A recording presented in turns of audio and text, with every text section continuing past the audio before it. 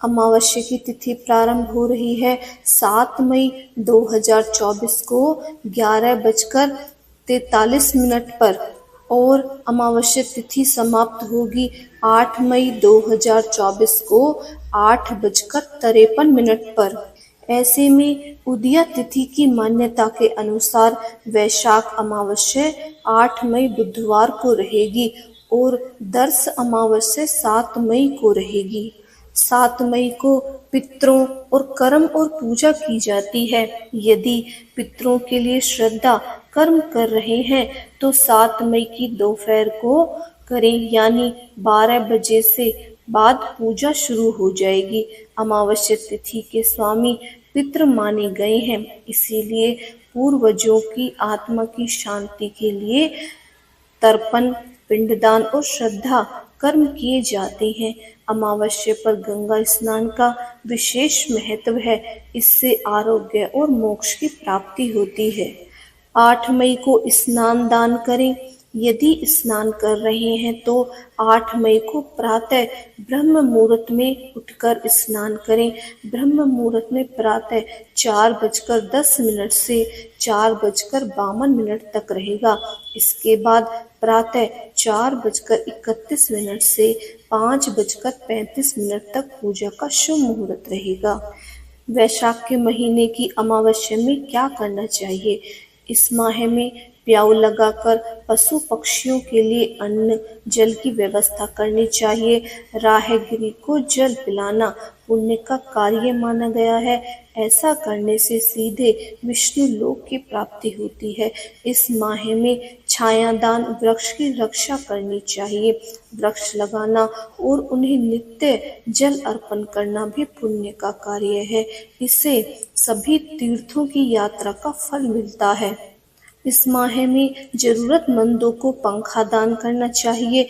इससे श्रीहरि विष्णु प्रसन्न होकर पापों से मुक्ति देते हैं। कहते हैं कि इस माह में यदि जो व्यक्ति किसी जरूरतमंद को पादुका यानी जूते या चप्पल दान करता है तो वह यमदूतों का तिरस्कार करके श्रीहरि के लोक को प्राप्त होता है। और इस माह में जरूरतमंदों व गरीबों को वस्त्र, फल और शरबत दान करना चाहिए। इससे पितरों का आशीर्वाद प्राप्त होता है। इस माह घी का दान करने से अश्वमेध यज्ञ के फल की प्राप्ति होती है। और अमावस्या की तिथि के दिन अगर कुछ काम ऐसे होते हैं जो गलती से कर लिए जाएं तो उनका बहुत भारी दोष लगता है। जिन जातकों के ऊपर काल सर्प दोष होता है उनके लिए वैशाख अमावस्या के दिन स्नान और पितरों की शांति करना यह दोष दूर किया जा सकता है। अमावस्या के दिन अगर उपवास रखा जाए तो उपवास रखने से पितृदोष और ग्रह दोष दूर हो जाते हैं। नकारात्मक ऊर्जा को घर से दूर रखने के लिए अमावस्या तिथि के दिन हनुमान जी की पूजा और हनुमान जी के मंत्रों का जाप करना बहुत शुभ रहता है। इस दिन तामसिक चीजों का सेवन करने से एकदम बचना चाहिए। अमावस्या के दिन शनि देव को तेल अर्पित करना चाहिए। इसके अलावा इस दिन काली उड़द और लोहे का दान करना चाहिए। अमावस्या के दिन पितरों के निमित्त पिंडदान, श्रद्धा या तर्पण करने से पितरों को तृप्ति मिलती है। इस दिन प्रदोष काल में यानी शाम को दीपदान करने से अकाल मृत्यु का भय नहीं रहता। आज के दिन दक्षिण भारत में शनि जयंती भी मनाई जाती है, इसीलिए इस दिन शनि देव की पूजा और आराधना करने का विशेष महत्व है। अमावस्या तिथि पर किसी पवित्र नदी के जल में स्नान अवश्य करना चाहिए। ऐसा करने से सभी पापों से मुक्ति मिल जाती है। फिर पितरों के निमित्त तर्पण करना चाहिए और तर्पण करने के लिए हाथों में जल और काले तिल लेकर ओम पितृदेवताय नमः इस मंत्र का जप करते हुए दक्षिण दिशा की तरफ मुंह करके जल अर्पित करना चाहिए। मान्यताओं के अनुसार वैशाख माह से ही त्रेता युग का आरंभ हुआ था। इस वजह से वैशाख अमावस्या का धार्मिक महत्व और भी बढ़ जाता है। अमावस्या के दिन अगर कुछ खास उपाय कर लिए जाएं तो महादोषों से मुक्ति मिल जाती है। इसीलिए आपको चाहिए कि कुछ विशेष उपायों के बारे में शनि दोष यदि आपकी कुंडली में है तो शनि की 7.5 या ढैया तो व्यक्ति के जीवन में बहुत सारी परेशानियां लेकर आती है। ऐसे में इस दिन शनि देव की विधि विधान से पूजा करने से शनि देव का आशीर्वाद मिलता है। इस दिन मंदिर में जाकर शनि देव को काले तिल सरसों के तेल का दीपक लगाना चाहिए या नीला वस्त्र अर्पित करें। साथ ही शनि कवच और शनि चालीसा का पाठ करें। मोमबत्ती अमावस्या के व्रत की कथा का श्रवण करते हैं। एक गरीब ब्राह्मण परिवार था। उस परिवार में पति पत्नी के अलावा एक पुत्री भी रहती थी। वह पुत्री धीरे धीरे बड़ी होने लगी। उस पुत्री में समय और बढ़ती उम्र के साथ सभी स्त्रियोचित गुणों का विकास हो रहा था। वह लड़की सुंदर, संस्कारवान एवं गुणवान थी, किंतु गरीब होने के कारण उसका विवाह नहीं हो पा रहा था।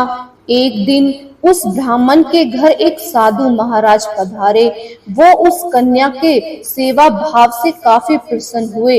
कन्या को लंबी आयु का आशीर्वाद देते हुए साधु ने कहा कि इस कन्या के हथेली में विवाह योग्य रेखा ही नहीं है।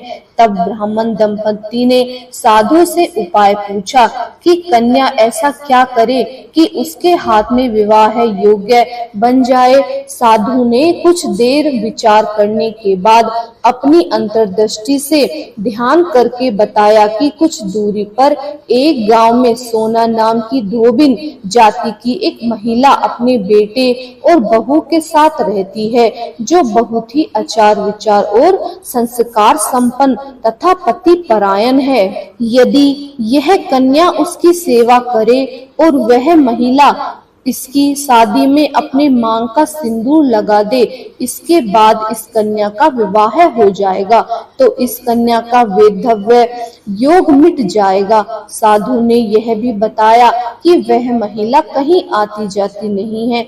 यह बात सुनकर ब्राह्मणी ने अपनी बेटी से धोबिन की सेवा करने की बात कही। अगले दिन कन्या प्रातः काल ही उठकर सोना धोबिन के घर जाकर साफ सफाई और अन्य सारे काम करने के बाद अपने घर वापस आ जाती है। एक दिन सोना धोबिन अपनी बहू से पूछती है कि तुम तो सुबह ही जल्दी उठकर सारे काम कर लेती हो और मुझे तो पता भी नहीं चलता। बहू ने कहा कि माँ जी, मैंने तो सोचा कि आप ही सुबह जल्दी उठकर खुद ही सारे काम खत्म कर लेती हैं। मैं तो देर से ही उठती हूँ। इस पर दोनों सास बहू निगरानी करने लगी कि कौन है जो सुबह ही घर का सारा काम करके चला जाता है। कई दिनों के बाद धोबिन ने देखा कि एक कन्या अंधेरे घर में आती है और सारे काम करने के बाद चली जाती है। जब वह कन्या जाने लगी तो सोना धोबिन उसके पैरों पर गिर पड़ी और पूछने लगी कि आप कौन हैं और इस तरह छुपकर मेरे घर की चाकरी क्यों करती हैं। तब कन्या ने साधु द्वारा कही गई सारी बात बताई। सोना धोबिन पति परायण थी और उसमें बहुत तेज था। वह तैयार हो गई। सोना धोबिन के पति थोड़ा अस्वस्थ रहते थे। उसने अपनी बहू से अपने लौट आने तक के लिए कहा कि घर की देखभाल करना। सोना धोबिन ने जैसे ही उस लड़की की शादी होने लगी, उस समय अपने मांग का सिंदूर उस लड़की की मांग में लगाया। उसका पति मर गया। इसके बाद जब उस सोना धोबिन को पता चला कि उसका पति मर गया है तो वह घर से ही निर्जला होकर चल पड़ी। यह सोचती हुई रास्ते में जा रही थी कि कहीं पीपल का पेड़ मिलेगा तो उसे भवरी देकर और उसकी परिक्रमा करके ही जल ग्रहण करेगी। उस दिन सोमवती अमावस्या थी। ब्राह्मण के घर से मिले हुए पुए की जगह उसने ईंट के टुकड़े उठाकर 108 बार भंवरी देकर 108 पीपल के पेड़ की परिक्रमा की और इसके बाद जल ग्रहण किया। ऐसा करते ही उसके पति के मुर्दा शरीर में फिर से जान आ गई। धोबिन का पति वापस जीवित हो उठा। इसीलिए सोमवती अमावस्या के दिन से शुरू करके जो व्यक्ति हर अमावस्या के दिन भंवरी देता है उसके सुख और सौभाग्य में वृद्धि होती है और पीपल के पेड़ में सभी देवी देवताओं का वास होता है। अतः जो स्त्री हर अमावस्या को न करके वह सोमवार को पड़ने वाली अमावस्या के दिन 108 वस्तुओं की भंवरी देकर सोना, धोबिन और गौरी गणेश का पूजन करती है उसे अखंड सौभाग्य की प्राप्ति होती है। ऐसी प्रचलित परंपरा है कि पहली सोमवती अमावस्या के दिन धान, पान, हल्दी, सिंदूर और सुपारी की भंवरी दी जाती है और इसके बाद की सोमवती अमावस्या को अपने सामर्थ्य के हिसाब से फल, मिठाई और सुहागिन सामग्री, खाने की सामग्री इत्यादि से भंवरी दी जाती है और फिर भंवरी पर चढ़ाया गया सामान किसी सुपात्र ब्राह्मण, नंद या भांजे को दे दिया जाता है। ओम नमः शिवाय। अगर आज की कथा अच्छी लगे तो प्लीज हमारे चैनल को सब्सक्राइब कीजिए, लाइक कीजिए और इस वीडियो को ज्यादा से ज्यादा शेयर कीजिए। हर हर महादेव।